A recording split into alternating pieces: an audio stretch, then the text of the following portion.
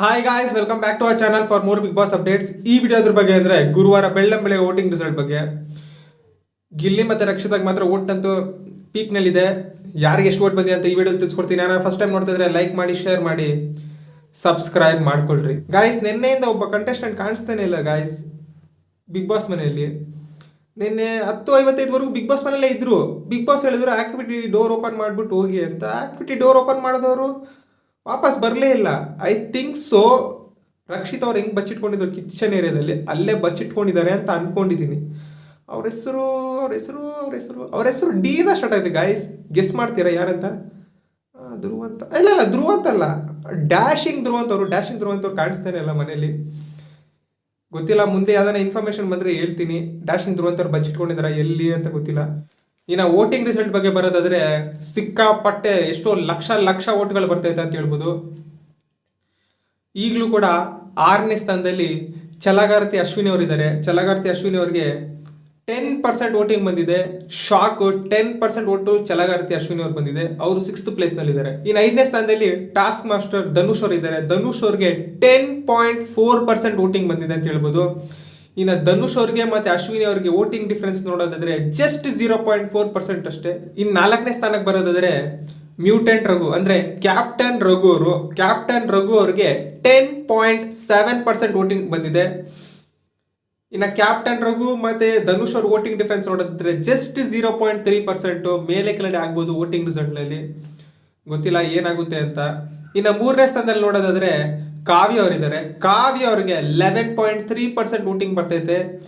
ಕಾವ್ಯ ಅವ್ರಿಗೂ ಅಷ್ಟೇ ಸಿಕ್ಕಾಪಟ್ಟೆ ವೋಟಿಂಗ್ ಬರ್ತೈತೆ. ಇನ್ನು ಕಾವ್ಯ ಅವ್ರಿಗೂ ಮತ್ತೆ ರಘು ಅವರಿಗೆ ವೋಟಿಂಗ್ ಡಿಫರೆನ್ಸ್ ನೋಡೋದಾದ್ರೆ 6%, ಅಂದ್ರೆ 0.6% ವೋಟಿಂಗ್ ಡಿಫರೆನ್ಸ್ ಇದೆ ಕಾವ್ಯ ಅವರಿಗೆ ಮತ್ತೆ ರಘು ಅವರಿಗೆ. ವೋಟಿಂಗ್ ರಿಸಲ್ಟ್ ಸ್ಟಾರ್ಟ್ ಆಗಿ ಜಸ್ಟ್ 7 hours ಇಲ್ಲ 8 hours ಆಗಿದೆ. ವೋಟಿಂಗ್ ರಿಸಲ್ಟ್ ಸ್ವಲ್ಪ ಕಮ್ಮಿ ಆಗುತ್ತೆ, ಆಮೇಲೆ ಮಧ್ಯಾಹ್ನ ಅಷ್ಟೊತ್ತಿಗೆ ಪೀಕ್ ಆಗುತ್ತೆ. ಯಾಕಂದ್ರೆ ಇವಾಗ ಮಲ್ಕೊಂಡು ಎಲ್ಲರೂ ಎದ್ದಿರ್ತಾರೆ ಅಂತ ಹೇಳ್ಬೋದಲ್ಲ, ಅದಕ್ಕೆ. 3ನೇ ಸ್ಥಾನದಲ್ಲಿರೋ ಕಾವ್ಯ ಅವರಿಗೆ ಮತ್ತೆ 6ನೇ ಸ್ಥಾನದಲ್ಲಿರೋ ಅಶ್ವಿನಿ ಅವರಿಗೆ ಜಸ್ಟ್ 1.1% ವೋಟಿಂಗ್ ಅಷ್ಟೇ ಡಿಫ್ರೆನ್ಸ್ ಇರೋದು. ಯಾರು ಯಾವ ಪ್ಲೇಸ್ ಬೇಕಾದ್ರೂ ಇಟ್ಕೋಬಹುದು ಅಂತ ಹೇಳ್ಬೋದು.